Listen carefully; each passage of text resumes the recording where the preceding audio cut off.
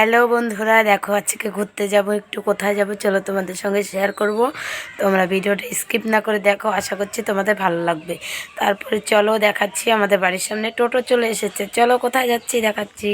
বন্ধুরা, তোমাদেরকে তো বললামই যে বাড়ির সামনে টোটো চলে এসেছে, তা আমি বেরোতে একটু ঠাকুর প্রণাম করে নিলাম। তারপর দিদিভাই অলরেডি টোটোতে উঠে পড়েছে, তা আমি যেয়ে টোটোতে বসে পড়লাম। তাই কোথায় ঘুরতে যাচ্ছি চলো বলি। আমার শ্বশুর বাড়িতে যাচ্ছি, কারণ কেউ কেউ হয়তো বলতে পারো শ্বশুর বাড়ি মানে আমি শ্বশুর বাড়িতে থাকি, কিন্তু আমার শ্বশুর শাশুড়ি দুটো বাড়ি। তাই আমরা নতুন বাড়িতে থাকি, শ্বশুর শাশুড়ি পুরনো বাড়িতে থাকে। সেখানে চলে গেছি, তাই মাঠে ঘুরতে চলে এসেছি। তাই মাঠটা এতটা সুন্দর বলার মতন না। সেখানে আমার ভাইগনা আর আমি হাঁটি হাঁটি করে রোদ্রু মানে চেয়ে দেখতে পাচ্ছি না ভালো করে। তাই সেখানে একটা বড়ই বাগান আছে, সেখানে বড়ই ছিঁড়তে চলে গেছি। তাই বড়ই টড়ই ছিঁড়ে বাড়িতে এসেছি। বাড়িতে এসে দেখি শাশুড়ি মা রান্না করেছে। তাই বেশি কিছু রান্না করেনি, কারণ শাশুড়ি মার শরীরটা খুব খারাপ। তাই ডাল করেছে আর লাউ শাক ভাজি করেছে। সেটা দিয়ে সবাই মিলে মজা করে খাওয়া দাওয়া করলাম।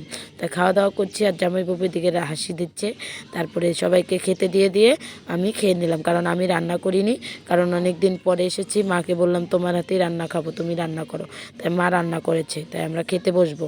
তাই খাওয়া দাওয়া করে বাড়ি ফিরতে আমাদের সন্ধ্যা হয়ে আসলো। তাই সন্ধ্যেবেলা হাঁটি হাঁটি করে আমরা রাস্তার মাথায় এসেছি। ভিডিওটা আমি এখানে রাখছি। সবাইকে শুভ সন্ধ্যা।